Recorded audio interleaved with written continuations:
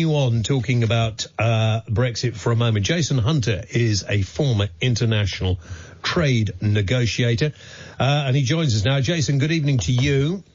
Good evening, gentlemen.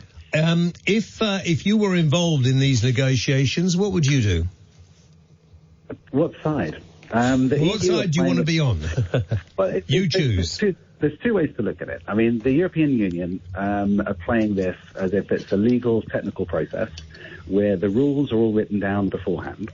Bear in mind, the UK helped write most of those rules in the Treaty for the European Union over the last 40-odd years or so, including Article 50 itself, which was written by a Brit.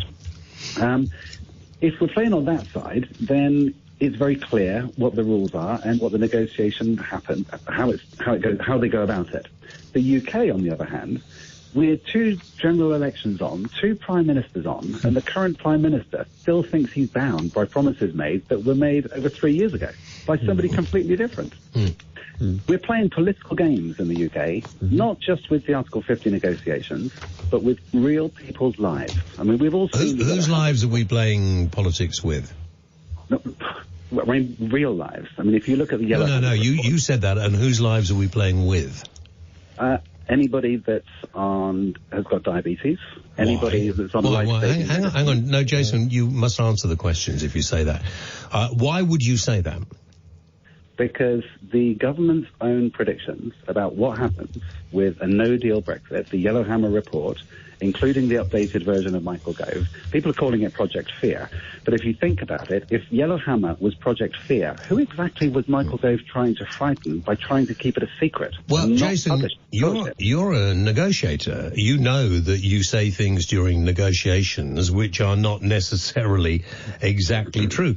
The people of this country, and I was a Remainer, but I've changed my mind. I don't want to be part of the European, this European entity that seems to be, I don't know, it's worse than the Roman Empire in many ways, and it's heading the way all empires head. So let's just remove ourselves from it. That's what the majority of British people want to do, and then we can carry on. But that's just not true. There is no. What do you mean it's not true? It is true. We had a referendum. Of course, it's true.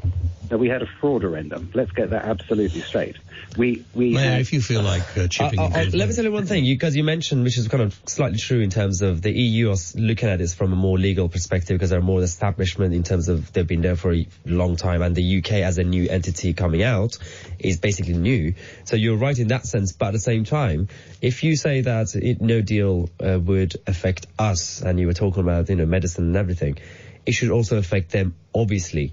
So if you're saying that, in terms of negotiation and the tactics and everything, they're complacent because they just have to sit there, for them everything's already written, then they also have to freak out and realize that, okay, we might have to actually change our tactics. We might have to actually negotiate properly.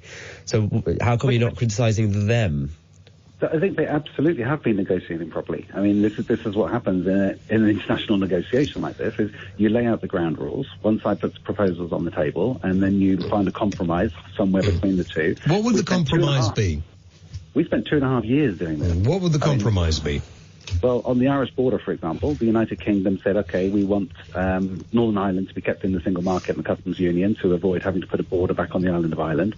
The EU said, yeah, OK. Then we changed our minds and we said, no, actually, we don't want that at all, but we wanted the whole of the UK to remain inside the customs union and the single market in order to avoid a hard border on the island of Ireland. And Boris Johnson himself, in February 2016, was in Belfast talking to Wrightbus, signing a £62 million project for a company that has now gone bust as a result of Brexit, interestingly.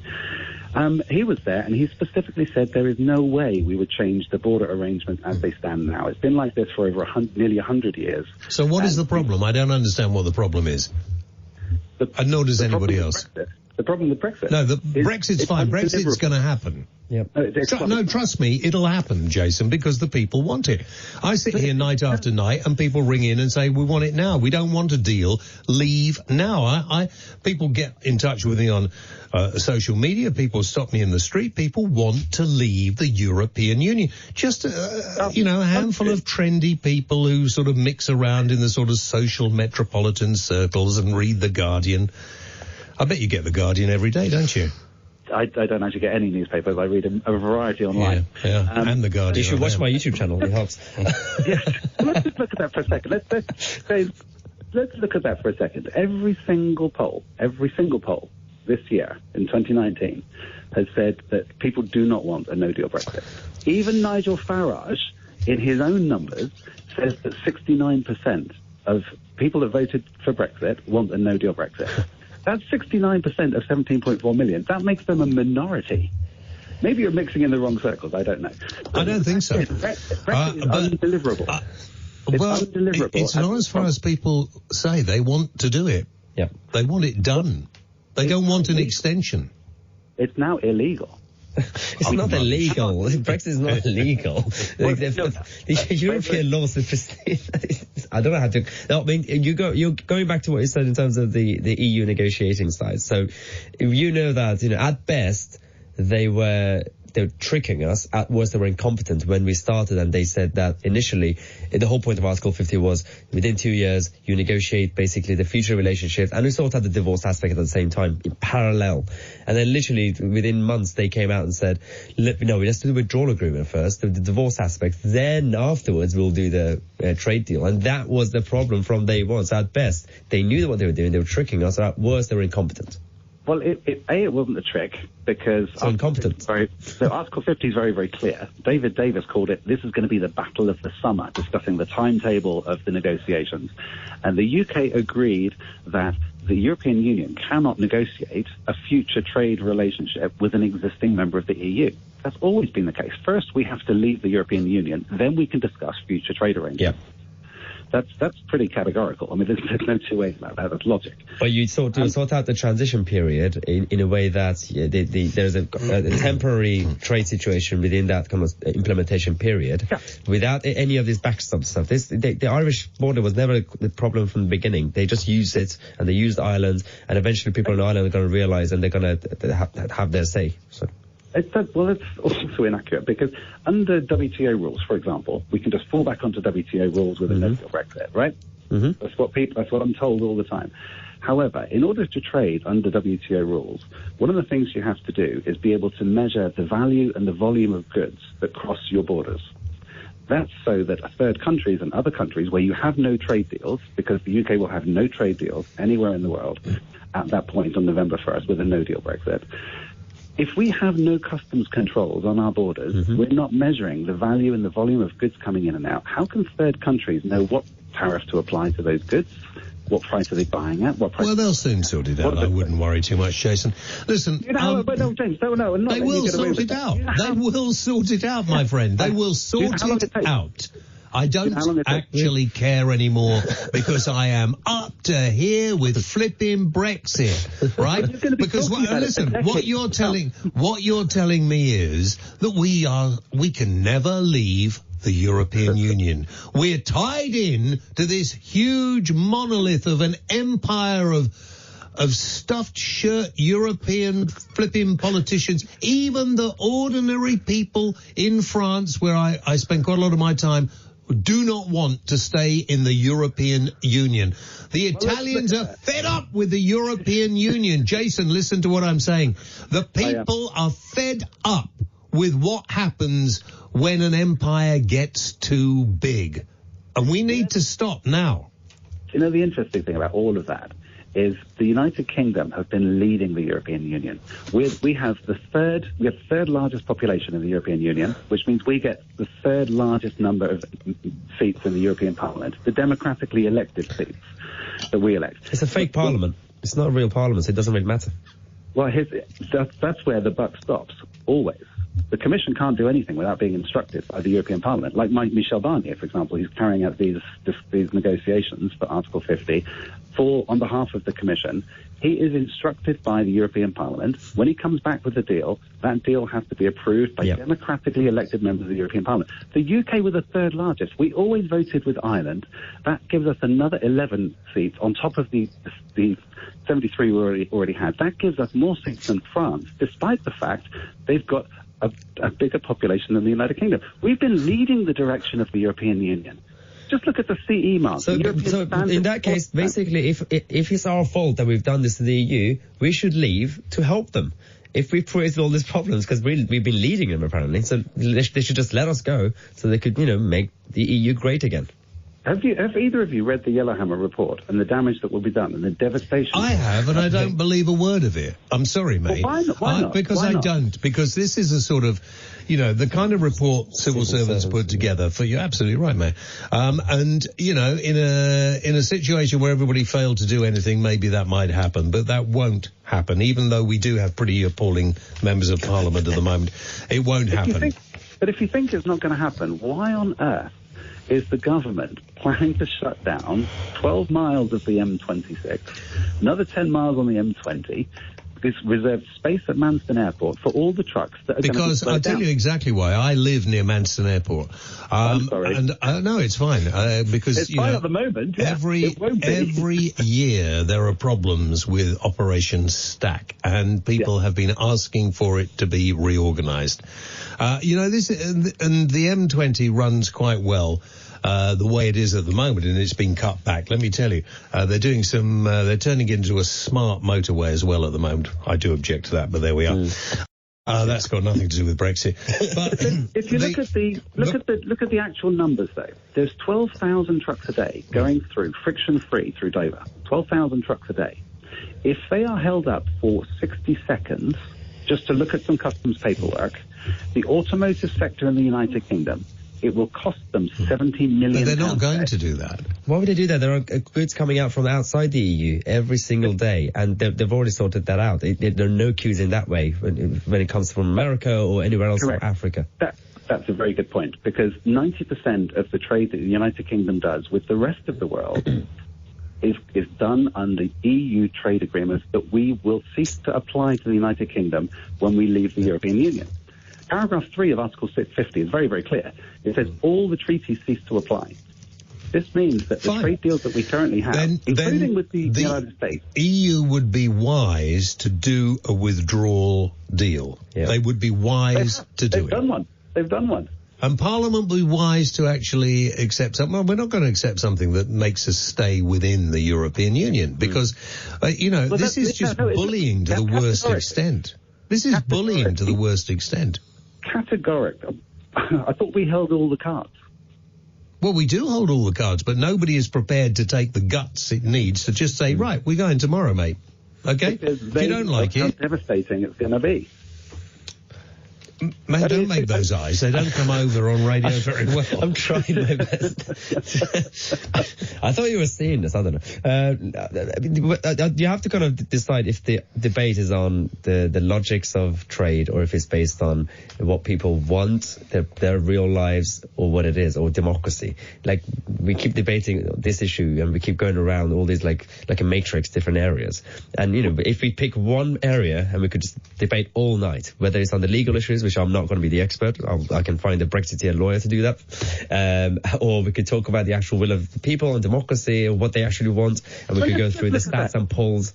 Well, if people have changed their mind, let's have the general election. Yes. And sort it out that way. Yeah. A general election won't fix it. Of course it will. Anything that will fix Brexit will be... No, because you've got Jeremy Corbyn, who's a hard Brexiteer. You've got...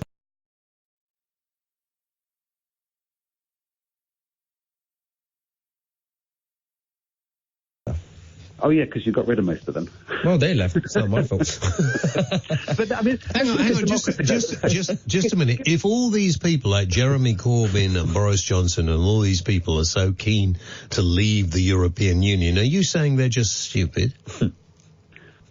You're putting words in my mouth now, James. No, but I'm asking you the question. If the cap fits, I mean, so you're saying they're stupid?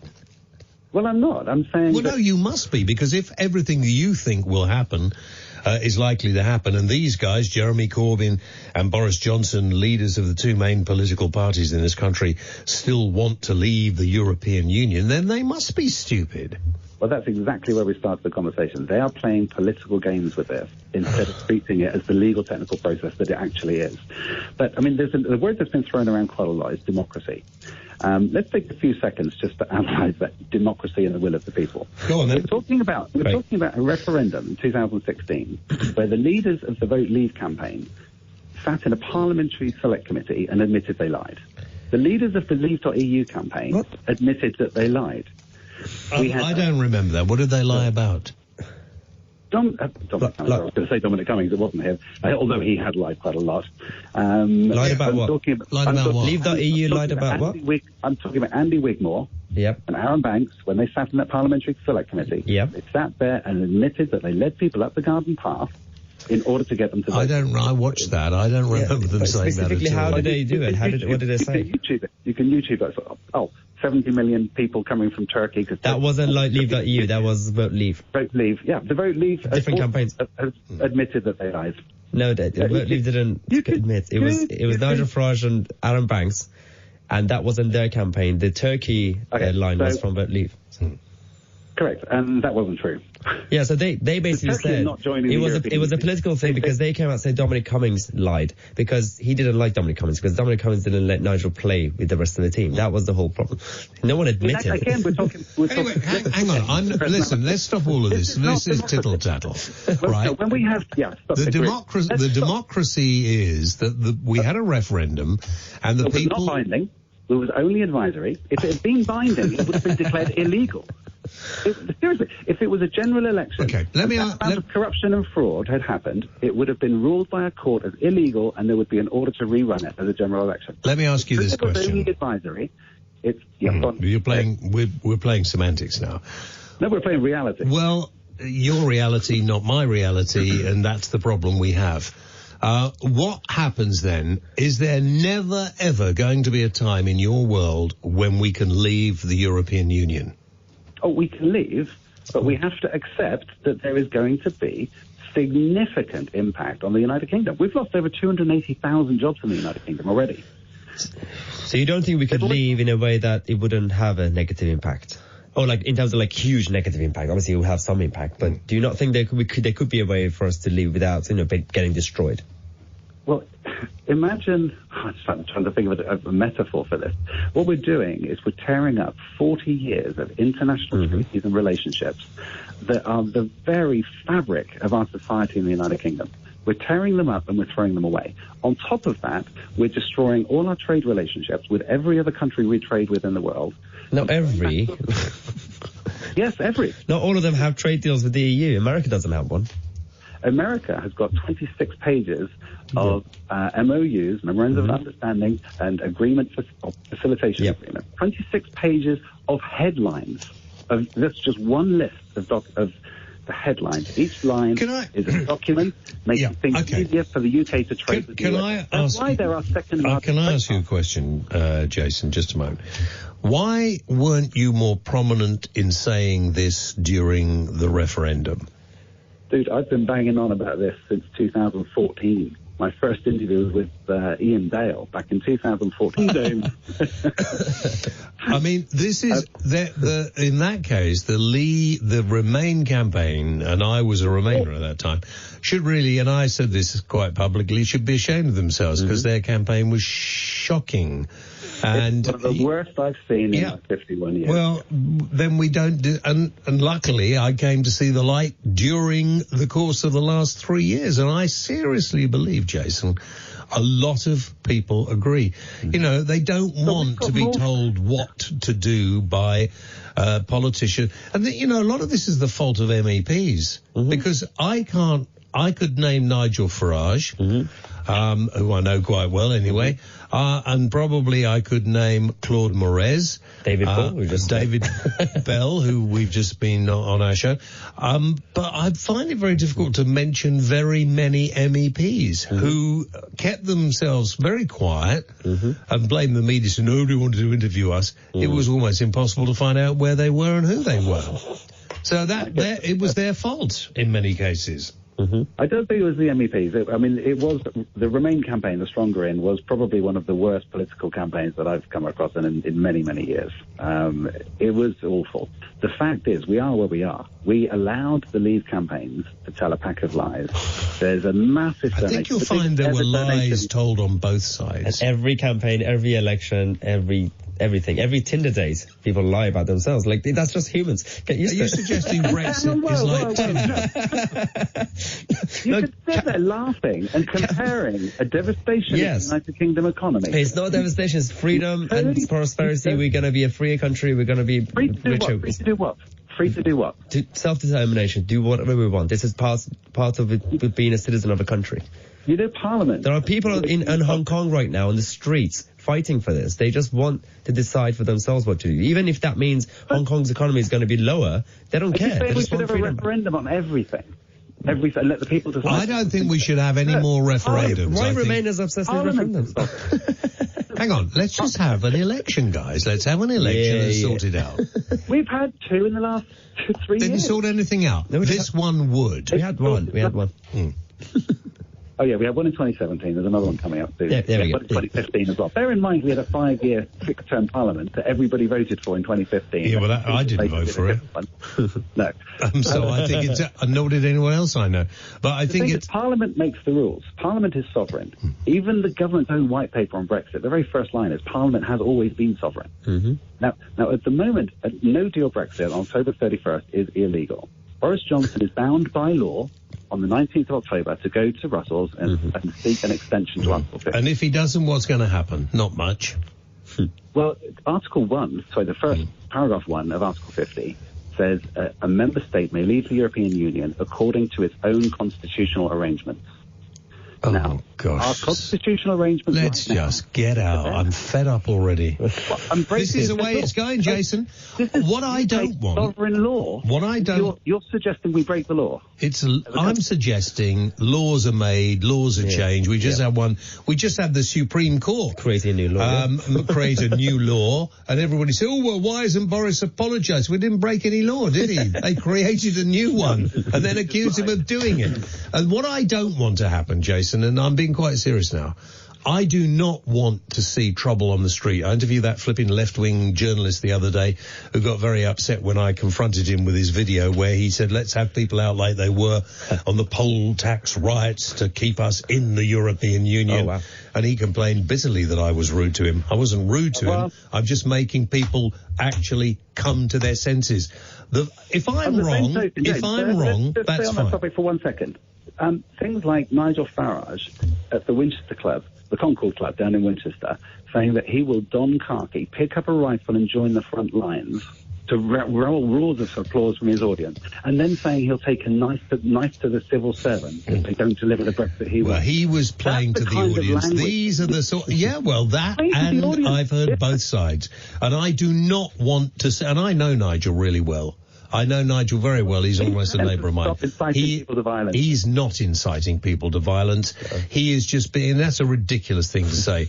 Had he been encouraging people to riot on the street, he was just mouthing off after a few. I wasn't there, but Have you not heard him? There will be trouble like Britain has never seen. well, this is before what if Brexit worries is me. delivered. He was speculating. That's what he This, It was not this, He's listen, not, he's this threatening it. is what, well, the other side have threatened it as well.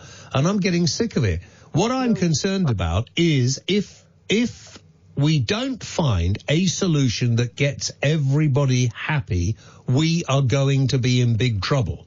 And we need to stop all this throwing insults around. We're already in trouble.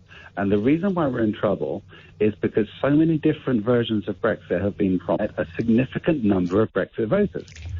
The only solution to this is to have a legally binding referendum played by the law that is then checkable, fact-checkable and provable, that it's not funded by foreign donors. We don't have any foreign influence on the funding and the way the campaigns are run. You have a legally binding referendum, and that will nail Brexit. A general election won't, and nothing else will either. Okay. I would love to go on longer, Jason, but I have to take a commercial break. What worries me is that the politicians are not capable of taking the people of this country with them. Now, you get a feeling that people want to remain in the European Union, and I did to begin with, but I get a real great feeling now that people are fed up with it. And I think people want to leave, and I think they really want to leave. They don't care whether there's a deal. I believe the 5th or 6th biggest economy in the world. will not be dying on its backside after Brexit. It will just be a different way of life. And for many, many people, it may even be better. Absolutely right. Yeah, if you've got £1 million in the bank, you'll be absolutely. Well, I haven't. Everybody I wish I had. Bank balances, because those are the ones that will be fine. I think everybody else is going to be very surprised at how bad things are, because I think they're going to be even worse than I think they are. Well, I don't think they are. So this is where we're in the split between the two, aren't we? Well, we're split, so let's take a look at some evidence. Every single expert in the world says it's going to be bad. I don't think they do, actually. I don't know. It's funny. It's the same way that people who believe in this Extinction Rebellion will tell you that the world is, and I don't go with that either. But maybe it's the Remainers and the Extinction Rebellions are all together. I don't know. Are we going to be talking about the Earth being flat soon? Because that's the next step in this conversation. You see, that's the arrogance of people like you, Jason. That is the arrogance of people like you. Taking it from Remain to climate change skeptic, and the next logical step in conversations that I've had with Brexiteers is that is the next step. Do you know, I just wish I was as well educated as you, but sadly I'm not. Jason Hunter, former international trade negotiator and, of course, obviously a Remainer. Thank you very much. Talk Radio. Contact Talk Radio. Call 0344 499 1000. Text Talk and your message to 87222. Texts cost 25 pence plus your standard network rate. Or you can tweet us at Talk Radio. This is Talk Radio.